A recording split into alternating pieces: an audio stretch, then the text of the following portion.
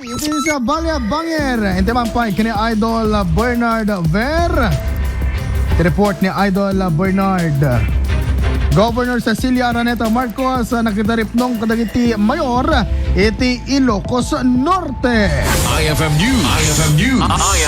IFM News. Lokal.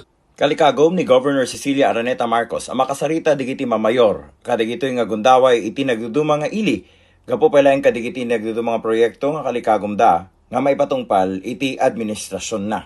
First meeting, kasi I divided the mayors into different sectors. Yung southern group, yung northern group, eastern group, and central.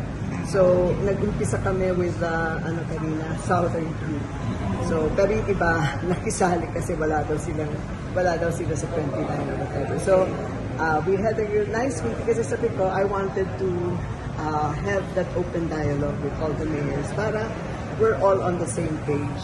Parang we can all move forward together kasi we're all calibrated towards the same vision, which is to bring progress here in Ilocos.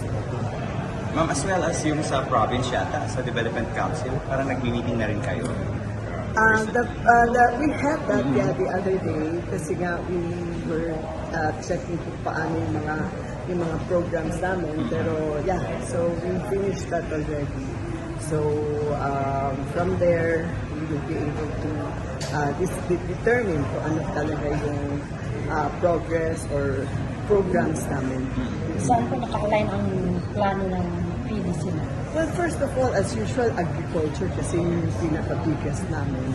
And of course, the second comes tourism kasi yun din ang pinagyayabang natin ang ating probinsya. So those are the two thrusts that we're going to do. But then, kanina parang lumalabas ang gusto rin nila na mag-concentrate din sa health sector. So those are the things na we have to fix as to what programs we can do towards To complete, ma'am, is to pati education na yun rin. nga, education.